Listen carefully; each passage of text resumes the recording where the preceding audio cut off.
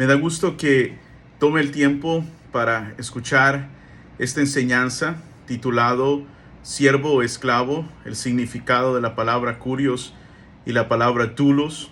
Es una introducción a un estudio que vamos a comenzar y desarrollar los días jueves. Y como menciona en el mismo estudio, en medio de tantas falsas enseñanzas, tantas opiniones que hay hoy en día acerca de lo que dice verdaderamente la palabra de Dios, y en medio de una cultura que cada vez más es para servir a las personas y no a Dios. Así que toma el tiempo para escuchar esta enseñanza detenidamente y sé que va a ser de mucha bendición para su vida. Dios les bendiga y que tengan un buen día. Bye bye. Francamente creo que Dios nos está hablando y nos va a hablar de una manera muy hermosa. El día de hoy el tema que quiero compartir ha tocado mucho mi vida, mi fe, lo que creo acerca del Señor. Entonces el día de hoy saque las notas, saque su Biblia. No se intimide por las notas, yo sé que parecen largas, pero quise ponerle cuanta más información pudiera, porque a eso vino, no estudiar la palabra de Dios, sino váyase a la casa. Go home.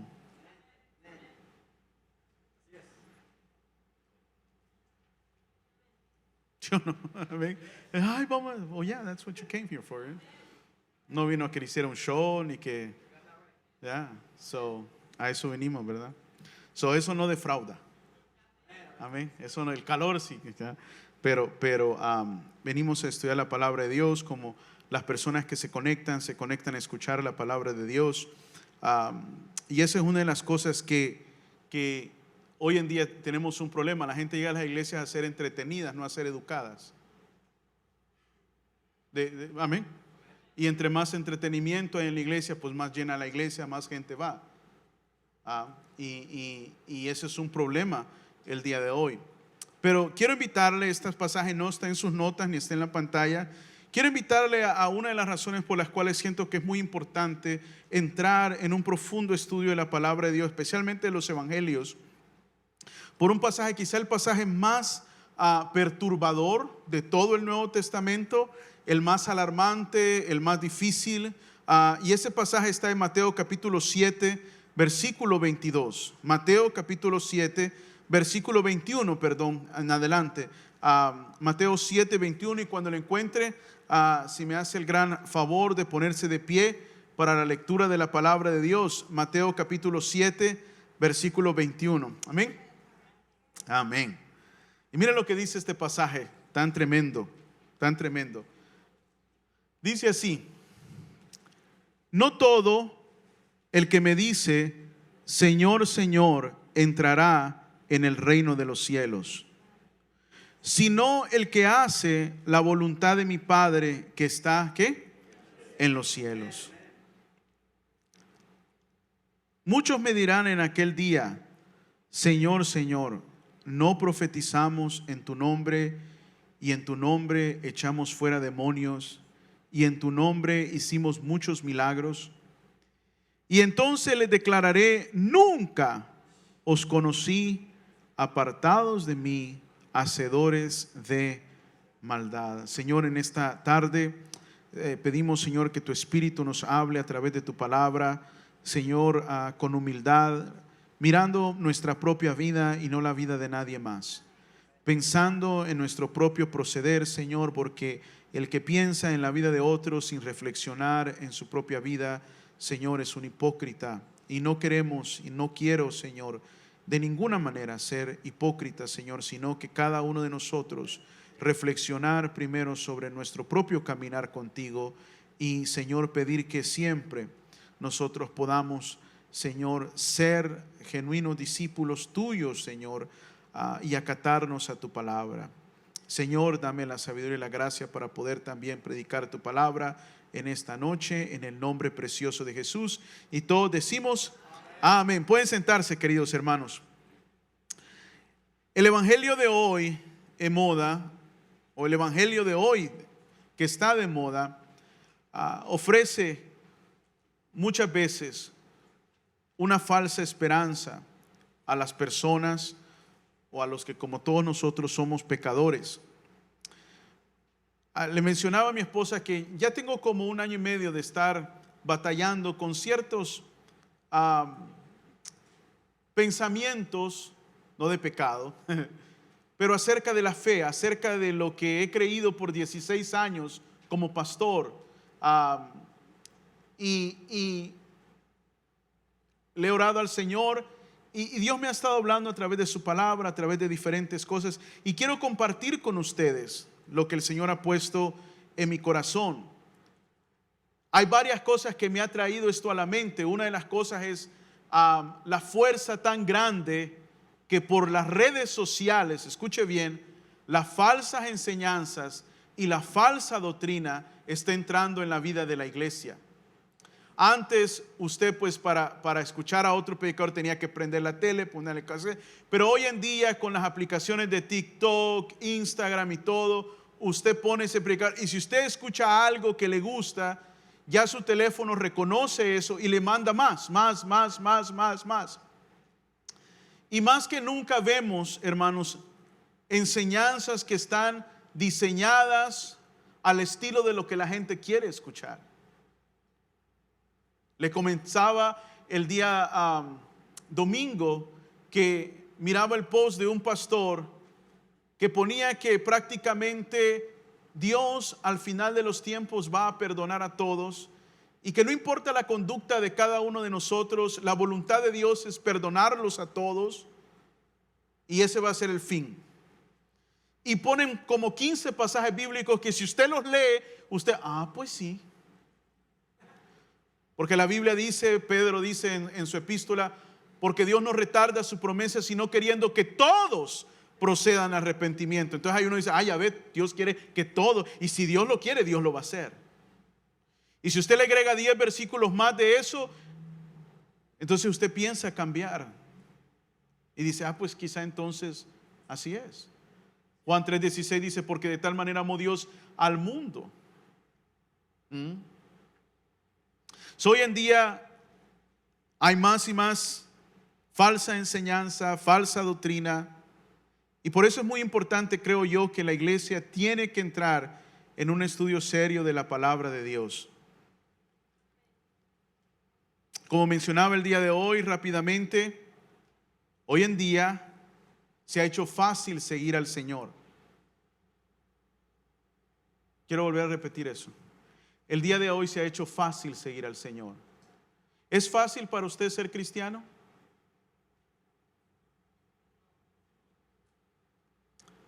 El evangelio del día de hoy les promete que puede tener una vida eterna y a la vez continuar viviendo en rebeldía contra Dios. Anima a las personas a declarar a Jesucristo como Salvador y dejar para más tarde el compromiso de obedecerlo como Señor. Promete salvación del infierno, pero no necesariamente liberación de la iniquidad. Ofrece una falsa seguridad a personas que se gozan en el pecado y menosprecian el camino de la santidad. Al separar la fe de la fidelidad, da la impresión de que el asentamiento intelectual es tan válido como obedecer de todo corazón a la verdad. ¿Qué quiere decir? Entender el evangelio es suficiente sin obedecer el evangelio. Así las buenas nuevas del Señor han dado paso a malas nuevas, a una insidiosa y fácil credulidad que no hace demandas morales a la vida de los pecadores, y este no es el mensaje del Señor Jesús. En 1 Corintios capítulo 12, versículo 3 dice, por tanto os hago saber que nadie que hable por el Espíritu de Dios llama anatema a Jesús, y nadie puede llamar a Jesús Señor sino por el Espíritu ¿qué? Santo. El decir Jesús es Señor es lo más fundamental del evangelio. Amén. ¿Cuántas veces usted no ha leído el Señor Jesús? La palabra del Señor Jesús, el Señor Jesús. Amén. ¿Sí o no? Decir Jesús es Señor es lo más fundamental de nuestra fe. Reconocer su señorío. Esta es la base central del evangelio y de igual manera la primera confesión esencial de fe que cada cristiano debe de hacer para creer o para ser salvo. Miren lo que dice este pasaje en Romanos. Que si confesares, con tu boca que Jesús es el Señor y creyeres en tu corazón que Dios le levantó de los muertos, ¿qué? Serás salvo. ¿Qué es lo primero que uno debe de creer y aceptar y declarar y confesar? Confesar quiere decir que lo estás reconociendo y lo estás aceptando en tu vida. No solamente decir las palabras. Que Jesús es ¿qué? Señor. Hoy en día, hermanos, la iglesia vive un evangelio de no señorío. Es la creencia que una persona puede decir que es cristiano sin ceder su conducta, pensamiento, palabra, sistema de valores al señorío de Cristo y creer que verdaderamente es salvo. Yo por años me molesta en veces, no me molesta, pero me siento hipócrita en veces. Bueno, no, porque yo nunca lo he hecho, pero ¿cómo lo digo?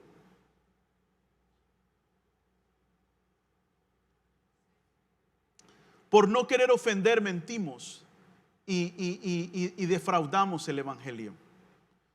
Cuando usted a alguien ha muerto o especialmente con el COVID y usted sabe que esa persona nunca pisó la iglesia. Nunca pisó la iglesia. Nunca quiso escuchar. Y de todos modos tenemos la osadía como cristianos de decir, oh, ya está con el Señor. Usted está mintiendo. Y está ofendiendo el sacrificio del Señor Jesucristo. Porque si eso fuese así, entonces toda persona va al cielo. Y eso es una mentira. Y lo hacemos, claro, porque no nos queremos ver inconscientes o pésimos, obviamente, ante el dolor de las personas. Pero si nosotros verdaderamente, hermanos, no queremos sentirnos mal, entonces compartamos del amor del Señor a las demás personas. Toda persona que no hace de Jesús el Señor de su vida está condenado al infierno. Está condenado al infierno. Uno no puede remover el señorío de Cristo del evangelio sin hacer de menos toda nuestra fe. Toda nuestra fe.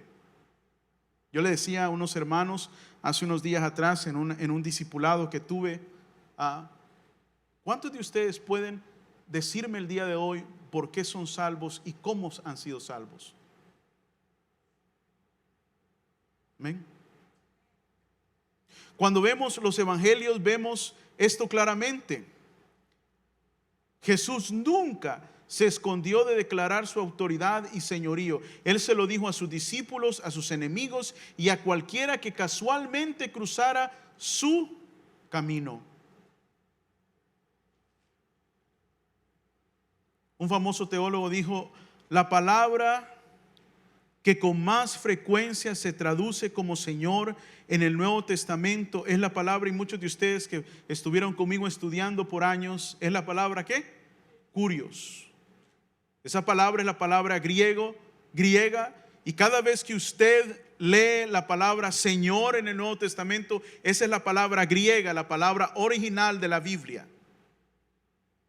El Kurios, que se refiere a alguien, escuche bien, que tiene poder, autoridad y derecho incuestionable de dar órdenes. En otras palabras, cuando alguien en el mundo del Señor, en el tiempo del Señor, se le llamaba Kurios, esta no era la persona a la que uno le cuestionaba lo que decía. Lo único que uno tenía que hacer como respuesta era absoluta y total obediencia. Un sinónimo cercano del vocablo griego que muchas veces también se traduce como Señor o Kurios en el Nuevo Testamento es la palabra déspotes.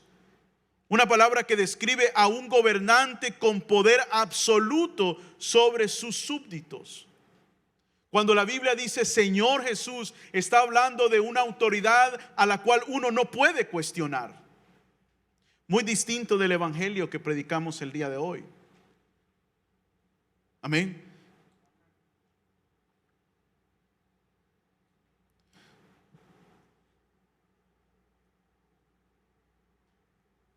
Un teólogo llamado Murray J. Harris dijo esto: sin duda, déspotes y Kurios, las dos palabras, escuche bien, que se traducen en el Nuevo Testamento a Señor, cada vez, la que más se traduce a Señor es la palabra Kurios. Pero Pedro utiliza, y Judas utiliza en su carta la palabra déspotes. Sin duda, déspotes y curios se superponen en significado, o sea, entran en relación. Ambos pueden representar Señor o Maestro. ¿Cuántos de ustedes se acuerdan eso? Cuando Jesús le dijo a sus discípulos: ustedes me llaman Señor y Maestro. Si hemos de distinguir ambos términos en relación con el énfasis, curios significa Señor soberano y déspotes Señor absoluto. Ambas palabras se usan para referirse a Cristo como Señor en el Nuevo Testamento. Por ejemplo, en el Evangelio según San Juan, capítulo 13, versículo 13, Jesús tomó el título de curios para sí cuando dijo esto, y está en la pantalla: ustedes me llaman ¿qué? Maestro y Señor, curios, y dicen bien porque lo soy. En Judas capítulo 4, un texto escrito por el hermano, medio hermano terrenal de Jesús. Este no es Judas Iscariote, Este es Judas, el medio hermano del Señor, que no fue uno de los 12 tampoco. Sí, hermanos, hay un libro en la Biblia que se llama Judas. ¿Ok? Un texto escrito por el medio hermano terrenal de Jesús emplea ambas palabras en forma paralela. Mire lo que dice. Esto es lo que escribió, esto es lo que dice la Biblia en Judas: porque algunos hombres han entrado encubiertamente, los cuales desde el antiguo habían sido destinados para esta condenación. Ellos son hombres impíos que convierten la gracia de nuestro Dios en libertinaje. Eso sucede el día de hoy en la iglesia. Y niegan, escuche bien, al único soberano. La palabra soberano ahí, si usted va al lenguaje original de la Biblia, es la palabra déspotes. Al único soberano. ¿Cuál es la palabra? Déspotes. Al único soberano y Señor. Judas utiliza las dos palabras, déspotes y curios, y Señor nuestro, ¿quién? Ambas palabras son exactamente poderosas y formaban parte del vocablo de los esclavos en el tiempo del Nuevo Testamento. Describen a un señor con dominio absoluto sobre alguien más, un dueño de esclavos cuyas órdenes deben ser obedecidas por sus súbditos. Escuche bien esto.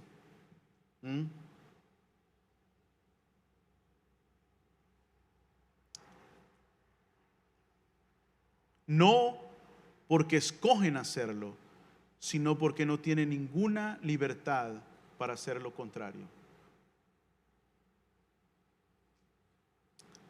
¿Qué les estoy queriendo yo decir con esto? Quiero explicar detenidamente lo que el Señor verdaderamente enseñó. Amén. No la basura que se nos está enseñando el día de hoy. Not the trash, because it is trash. El Señor fue muy claro cuando le dijo: yo soy su Señor y yo soy su Maestro, yo soy su curios y yo soy su déspotes. Y esas palabras en el tiempo de Jesús, o sea, habrá pensado, no, hermano, el significado de esas palabras en el tiempo de Jesús era la de un amo y un esclavo, al cual usted obedecía, yo obedecía, no porque queremos. Y no va eso en contra de nuestra manera de creer. Yo voy a la iglesia cuando yo sienta. Eso no es lo que Jesús enseñó. Por eso, hermanos, Mateo capítulo 7 es muy preocupante. Porque él dice: en aquel día muchos, me preocupa a mí me preocupa la palabra que él dice: muchos me dirán. No dice pocos, dice muchos me dirán: Señor, Señor, en tu nombre, en tu nombre, en tu nombre. Por tanto, donde quiera, escuche bien, esto es muy importante.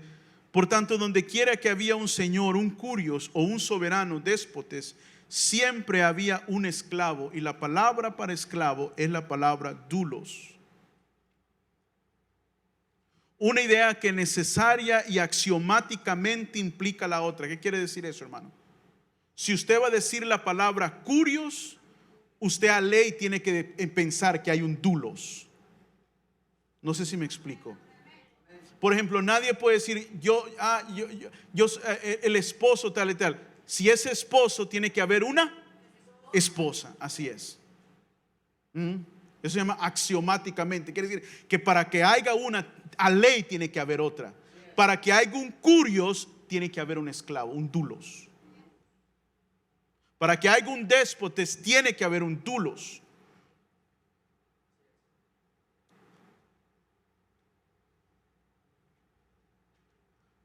Eso explica la incredulidad de Jesús cuando a la práctica de los que le daban homenaje con los labios, pero no con sus vidas. ¿Qué dijo Jesús?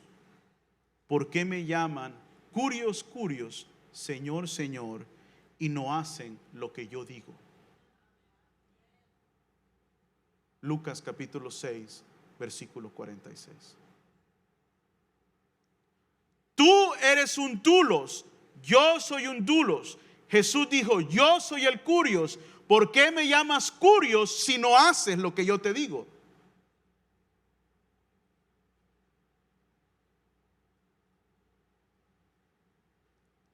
Jesús fue muy claro acerca de esto. Una vez más, por eso él a sus discípulos dice, en aquel día muchos me dirán.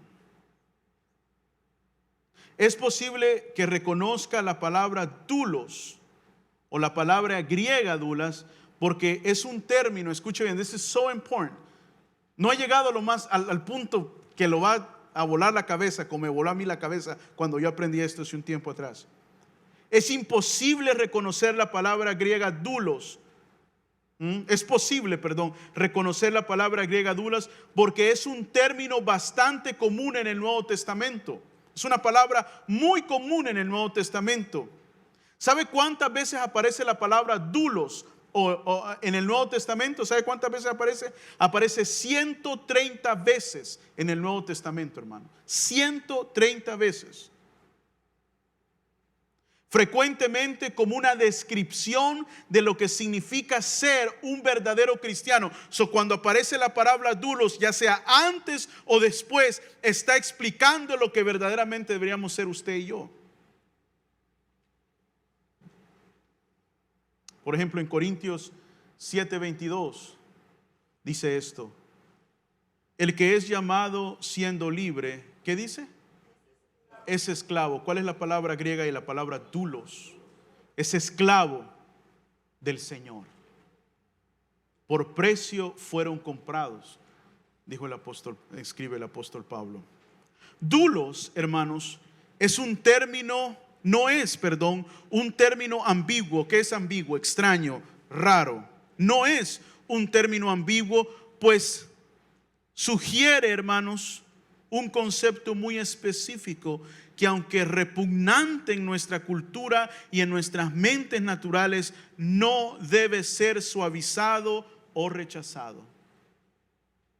¿Cuándo de ustedes se le como que, esclavo? I don't know. Esclavo de Jesús. Como que no se pasa bien por la garganta, ¿sí o no? Right? A mí nadie me dijo que tenía que ser esclavo de Jesús. Es la principal palabra griega usada para describir al más bajo y despreciable esclavo. Una persona que literalmente era propiedad de un señor que legalmente podía forzarlo a trabajar sin salario. En otras palabras, un dulos era una persona sin posición o derechos, y es la palabra que Jesús le dijo a sus discípulos. Y ellos sabían exactamente lo que Él les estaba diciendo cuando les dijo: ustedes son dulos, son esclavos, y yo soy curios. Quiero que pausemos por un momento. ¿Eso es lo que usted escucha el día de hoy en las predicaciones? No. You don't hear that. Lo que usted escucha es lo opuesto, o una manifestación distorsionada del opuesto.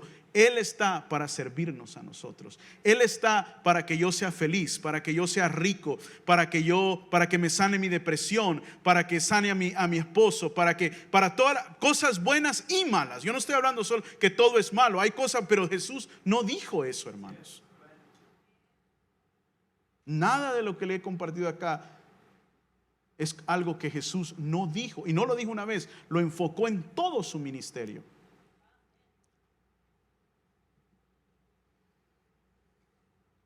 Según el diccionario de expresiones del Nuevo Testamento,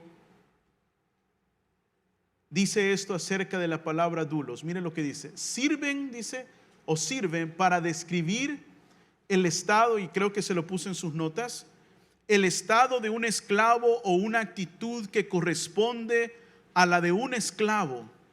El significado es tan inequívoco, o sea, no puede haber confusión, y autónomo, que es superfluo dar ejemplos de los términos individuales o trazar la historia del grupo. Quiere decir, no había ninguna razón para explicarle a las personas que escuchaban la palabra dulos qué quería decir el que la estaba diciendo. La palabra era clara, hermanos. Amén.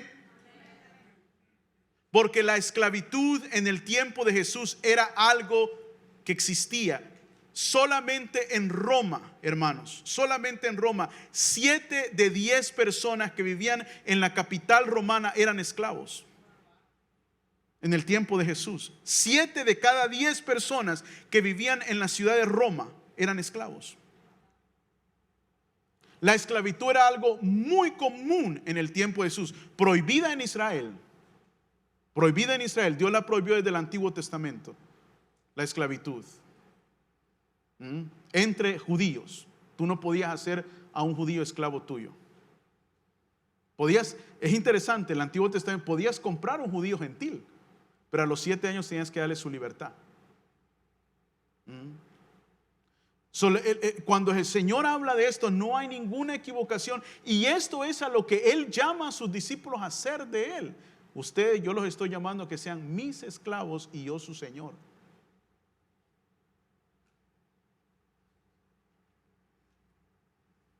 Cada uno de nosotros.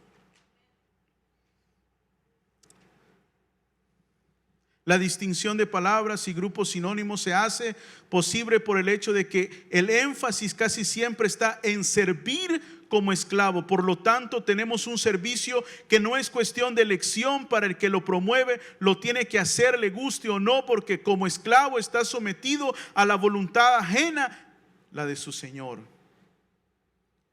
Este término enfatiza la dependencia del esclavo respecto a su Señor. Cuando leí esto y entendí esto, hermanos, entendí finalmente y profundamente la parábola del siervo inútil. Y ahorita le voy a explicar por qué. Desafortunadamente, y aquí está alguna muy explicación. Desafortunadamente, los lectores de la Biblia en el español, y en el inglés es peor, han sido protegidos de todo el ímpetu de la palabra dulos. ¿Qué es ímpetu? La fuerza, el golpe, the hardness of it. We've been shielded from it. Debido a una antigua tendencia entre los traductores bíblicos de suavizar su sentido literal, traduciendo la palabra esclavo a la palabra ¿qué? Siervo, porque siervo es más fácil de digerir.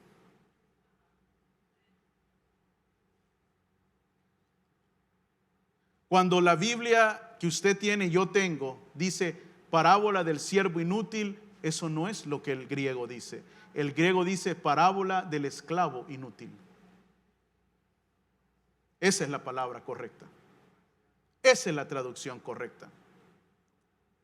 Pero hace más de 300 años, 400 años, los traductores de la Biblia empezaron a tomar una posición de suavizar algunas palabras por la historia mundial, especialmente en el inglés, por toda la historia de la esclavitud. Imagínense un pastor afroamericano allá en Mississippi o Alabama leyendo que Cristo los llama a ser esclavos, pues tendría un poquito de problema, ¿sí o no?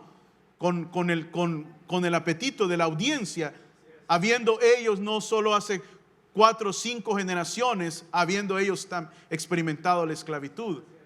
Para nosotros puede ser un poquito más fácil porque pues francamente en Latinoamérica no se ha experimentado la esclavitud, con la excepción del Brasil, que sí tuvo esclavos por el imperio de Portugal. Pero ¿qué hicieron los españoles con los indígenas sino hacerlos literalmente esclavos de ellos?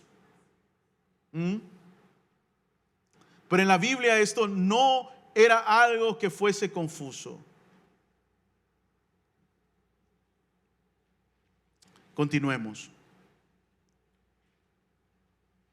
Traduce la palabra como siervo en lugar de esclavo, una práctica que se remonta cientos de años en el Nuevo Testamento. Por ejemplo, la Reina Valera antigua. Usted tiene la Reina Valera 60, ¿verdad? La mayoría de ustedes, o la nueva versión. Okay. Hay una más antigua que la 60. Esa versión Reina Valera 60 no tiene ni una traducción. Listen to this, this is very important. No tiene ni una sola traducción de la palabra dulos a la palabra esclavo. Todas las veces la traduce de dulos a siervo. La Reina Valera 60, de las 150 veces que aparece esa palabra, solamente traduce la palabra dulos a esclavo 35 veces. Just 35 times. Yo me puse en mi software, yo sé que no se puede ver, no se ve bien la imagen quizá en la pantalla. Yo tengo un programa de Biblia donde puedo poner una palabra y me aparece todas las veces que aparece en la Biblia. Todo lo que está en amarillo es la palabra siervo en el Nuevo Testamento. Todos esos son versículos del Nuevo Testamento. Todos esos versículos dice la palabra siervo. La palabra ahí es dulos. Quiere decir que no está traducido correctamente, para que no sea tan pesado para nosotros. Ahora, ¿es eso pecado? ¿Es eso? No, yo no entiendo que es pecado, pero afecta lo que nosotros entendemos, hermanos, de lo que Jesús nos mandó a hacer, del llamado del Señor. Y se lo pongo de esta manera.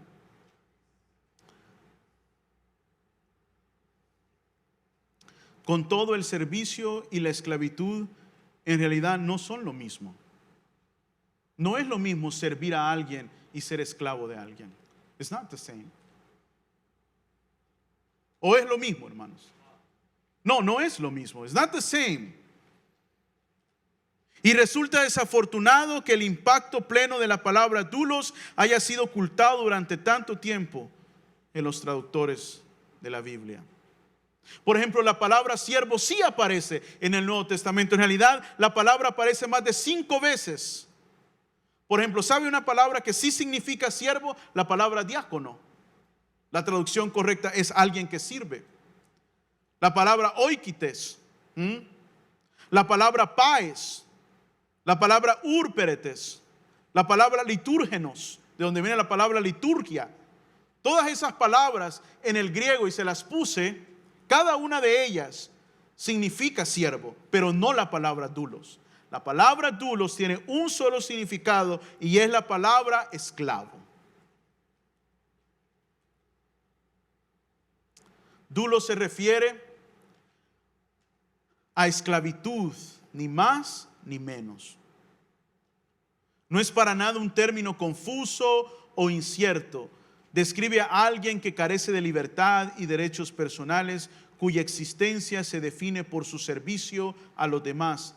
Es el tipo de esclavitud en el que la autonomía humana se hace a un lado y una voluntad ajena prevalece sobre la propia. Esta es una sumisión total e incondicional al control y a las órdenes de una autoridad superior. Es esclavitud, no solamente un servicio o criterio personal. Por ejemplo, en Mateo capítulo 6, versículo 24, y ustedes conocen muy bien este pasaje, amados. Jesús dijo: nadie puede ser esclavo de 2 señores. Usted no lo ha leído así. Usted no leyó la palabra esclavo, nunca ha leído la palabra esclavo. Usted lo que leyó fue: nadie puede ser siervo de 2 señores. Y eso no fue lo que Jesús dijo. Cuando usted entiende el verdadero significado de la palabra, entiende verdaderamente la parábola. No, pareció trabalengua, lo vuelvo a repetir. Cuando usted entiende y yo entiendo el verdadero significado de la palabra, entiendo el verdadero significado de la parábola. Porque yo puedo servir a dos señores, claro que sí. ¿Cuántos tienen dos trabajos o han tenido dos trabajos? ¿Usted puede servir a dos señores? Claro que sí. Pero usted no puede servir como esclavo a dos amos. Y eso es lo que Jesús quiso dar a entender a sus discípulos. Ninguno puede servir a dos curios. Ninguno puede servir a dos señores. Si uno entiende el significado de la palabra curios y uno entiende el significado de la palabra dulos, la parábola de la enseñanza que dio Jesús es clara como el agua, hermanos. Vuelvo y repito, ¿es eso lo que se predica el día de hoy? No, es lejos de eso, hermanos. Y lo digo desde mi punto, de mi propia vida, para que ustedes lo puedan el día de hoy pensar, pedir al Espíritu Santo que les hable. Amén. Jesús dijo, nadie puede servir a dos curios. Nadie dulos puede servir a dos curios. Nadie puede ser esclavo de dos señores. Amén. Porque amará a uno y despreciará al otro.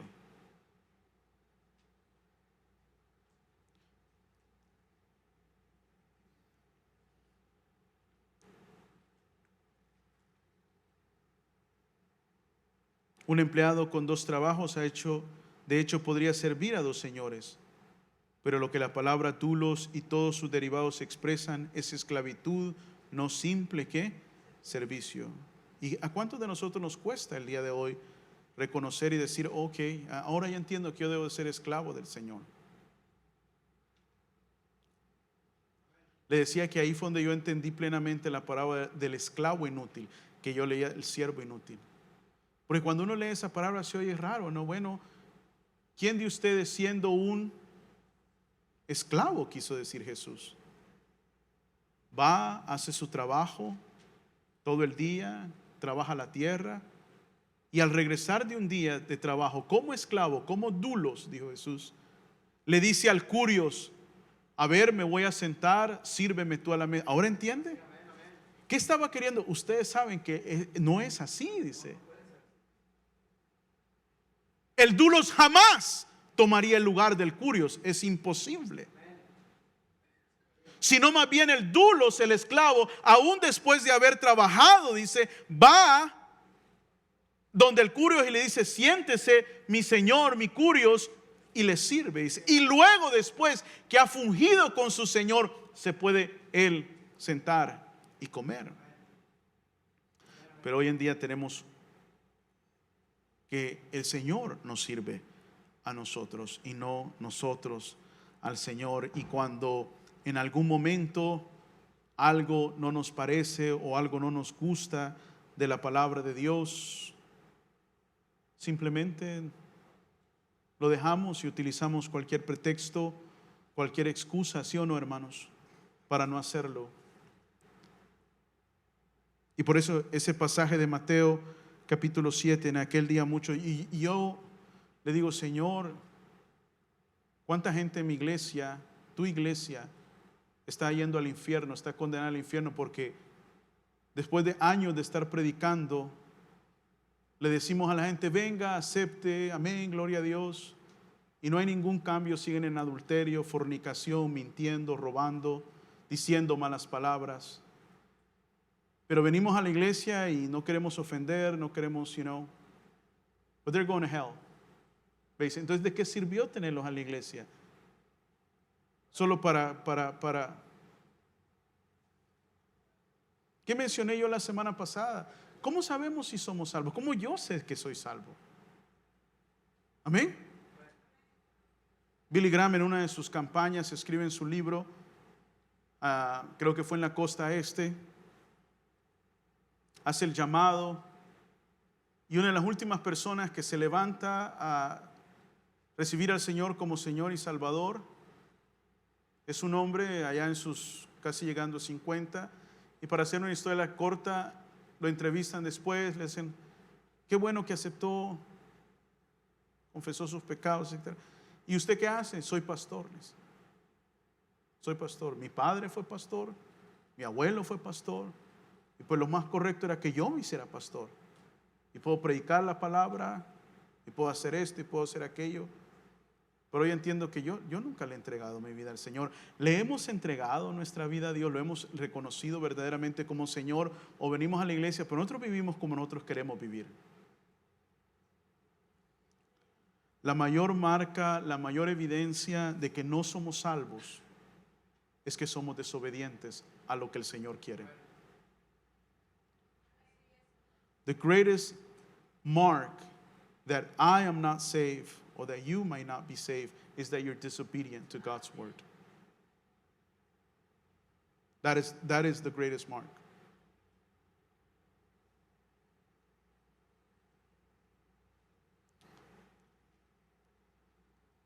Mire lo que dijo el apóstol Pablo. ¿O no saben que no son de ustedes? O sea, ustedes no, ¿qué nos quiere decir Pablo? Que no sos dueño tuyo. No, y me gusta cómo dice Pablo, porque Pablo lo va a entender como, don't you know? Don't you know? ¿No saben ustedes? Y mire, y para que quede claro y no haya ninguna duda de que la enseñanza del Nuevo Testamento es esclavo, no siervo. Porque usted no compra un siervo, usted compra un esclavo. Amén. Usted no compra un siervo, usted compra un esclavo. ¿Y qué dice Pablo? Pues han sido comprados por precio.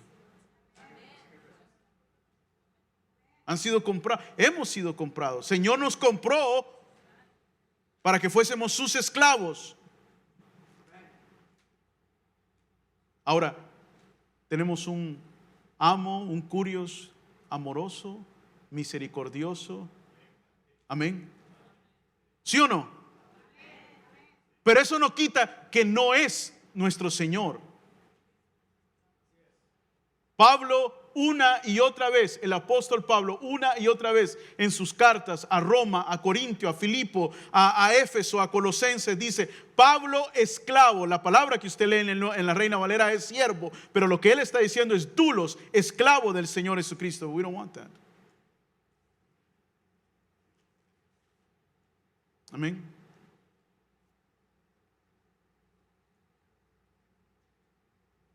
El apóstol Pedro, que conoció al Señor y escuchó toda la enseñanza de Jesús acerca de su señorío, acerca de que Él es el curios, ¿qué dijo? En 2 de Pedro 2:1, tenemos a un maestro que nos compró. Hoy vamos a la iglesia y a ver si me gusta. ¿Quién eres tú? ¿Quién soy yo? No somos nada, hermanos, somos polvo. Cristo abrió las puertas del cielo para darnos entrada y nosotros todavía nos ponemos nuestros monos, nuestros moños, ¿verdad? Le compartí a los hermanos, a ustedes la semana pasada, que uno nunca se debe de olvidar de que uno está parado aquí por la gracia de Dios. ¿Quién soy yo, hermano? Indigno predicar. A mí, si yo miro hacia atrás todas las embarradas, no, hombre, Señor, francamente, en veces yo digo, wow. What about you? Amén, hermanos. ¿Qué otra respuesta podemos tener nosotros sino la de una obediencia al Señor?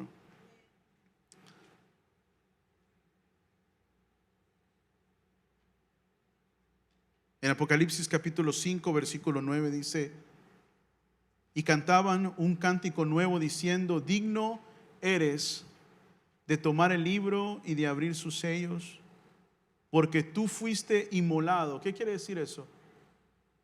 Fuiste maltratado, fuiste sacrificado. Amén.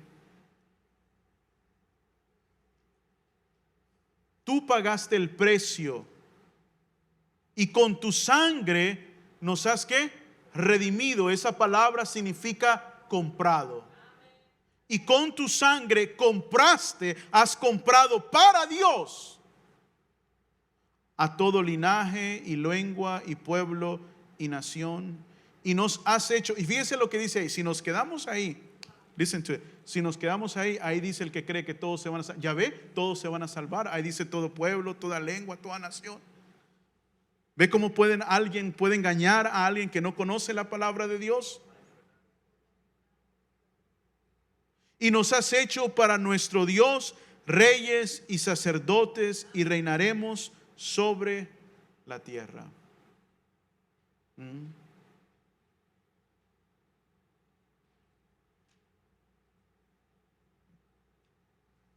¿Puede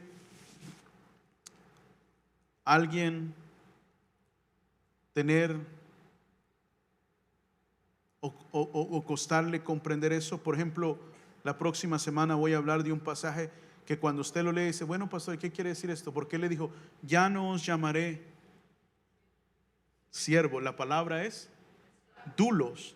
Ya no os llamaré dulos, dijo Jesús. Ahora os llamaré ¿qué? Amigos. Porque un dulos, dice, no sabe lo que su maestro hace. Entonces ya no somos dulos. Pablo dice esclavo del Señor. La posición no cambia. Lo único que dijo Jesús es, yo sí les he dicho lo que pienso hacer. Y aunque Él es nuestro maestro, nuestro dueño, también es amigo. Pero esa relación no cambia. Jesús puede darnos un alto rango, una alta posición, un alto privilegio, pero nunca cambia nuestra posición hacia con Él. Por ejemplo, le doy un ejemplo. Cuando José, el faraón, lo hizo gobernador, ¿dejaba a José de estar completamente bajo la autoridad del faraón? No.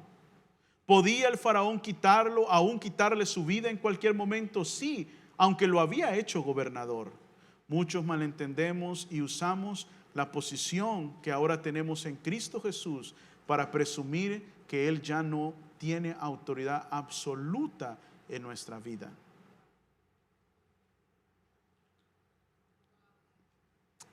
Terminemos con lo que dice el apóstol Pablo. Y fíjese qué claro es.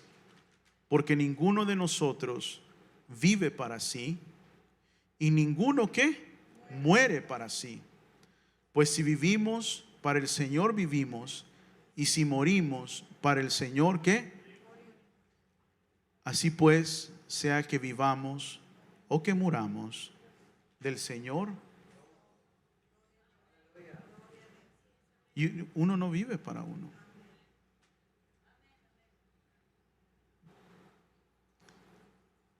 Hoy en día, hermanos, y si en los años no hemos predicado esto, no hemos compartido la urgencia de entregarle toda nuestra vida al Señor,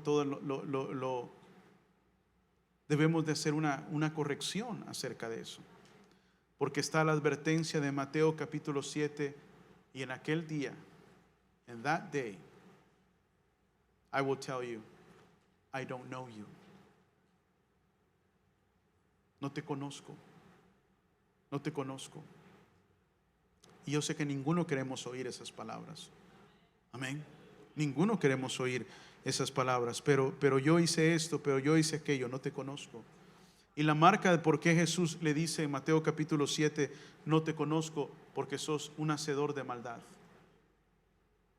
Practicas el mal. Lo que a Jesús no le agrada. Por eso, hermanos, Pablo nos exhorta, nos dice que debemos cada uno de nosotros examinar nuestra propia fe. Examinar nuestra propia fe.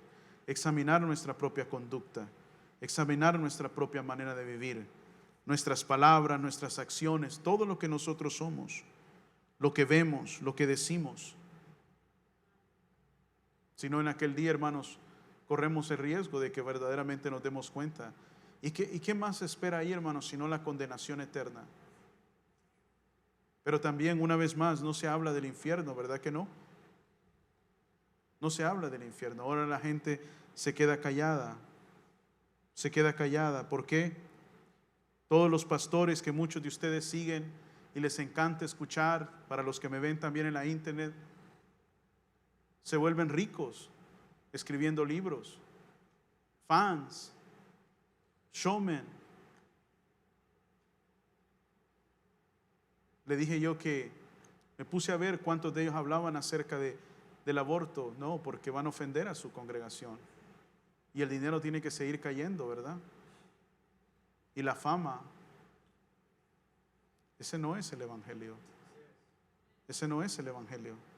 Y somos responsables unos de otros de corregirnos, hermanos, y de exhortarnos hacia la santidad. Es responsabilidad de cada uno de nosotros. Si no, entonces no somos nada. We are responsible. Amen. Tenemos la responsabilidad. En realidad, cuando alguien corrige a otro, es el mayor símbolo de amor. Es el mayor símbolo de amor, el hecho de que alguien tome el tiempo para decir, hermano, hermana, yo creo que esto no está bien. No hay mayor amor que ese, hermano. El peor de los amores es que alguien te vea haciendo lo malo y no te diga nada. Y no te diga nada. Vea tu mala conducta, vea que tu pecado te llevará al infierno. Eso es verdadero odio. Porque la Biblia dice, ni los borrachos, ni los adúlteros, ni los afeminados, ni esto, ni lo otro. Lo que erais vosotros en algún tiempo.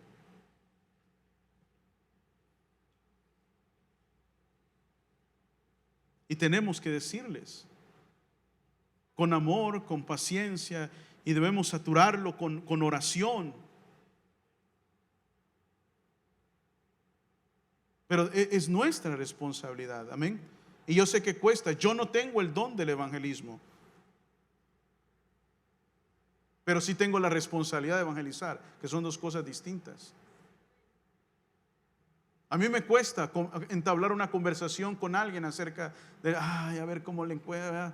Hay gente que, wow, nomás se sienta y hablemos de Jesús. Y déjate comparto la fe y las leyes y todo. It's so easy for them. You know? Pero todos tenemos la responsabilidad. Todos tenemos la responsabilidad. Y no hay mayor amor que usted le hable a alguien más de Jesús. Y no hay peor odio que usted pueda mostrar a alguien de no hablarle de Jesús. Si usted supiera que esa casa está a punto de explotar, o que ese avión está a punto, se va a caer, ¿usted dejaría que una persona que usted conoce se suba o entre ahí? No. Usted diría, pero es que no lo quiero ofender, no quiero que cancele su viaje, son sus vacaciones que las ha. Pero si usted sabe que el avión se va a caer, would you not stop them?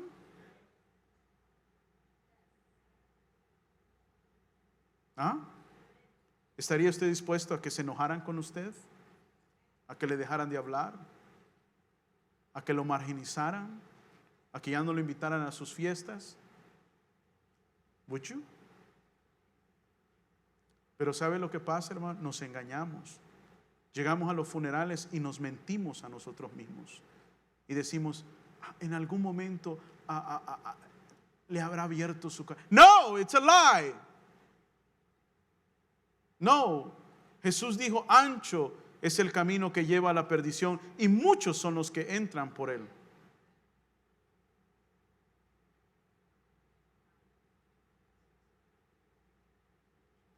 ¿Verdad? Hoy la iglesia se predica más de la autosuperación que del infierno. Se predica más de cómo dejar su depresión, cómo dejar la ansiedad. Right? Is it true?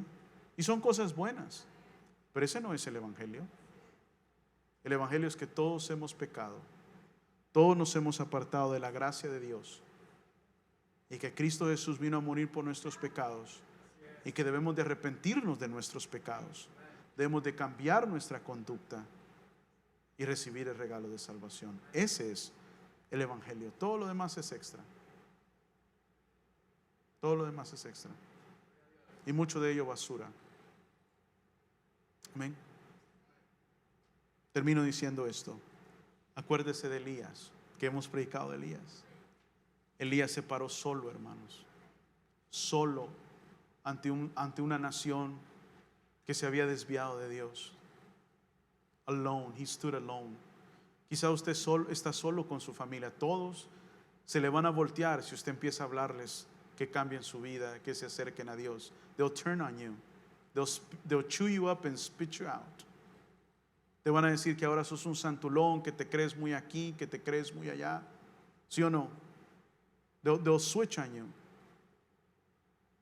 ¿Sabe que Jesús dijo mucho acerca de eso también?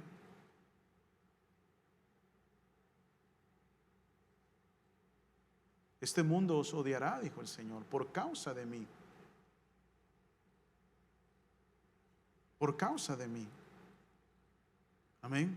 La gente se te volteará, hermano. Claro que sí. Perderás amigos. Perderás dinero. Perderás mucho, pero en la vida eterna tendrás la recompensa. Y una alma o almas que ganes para el Señor.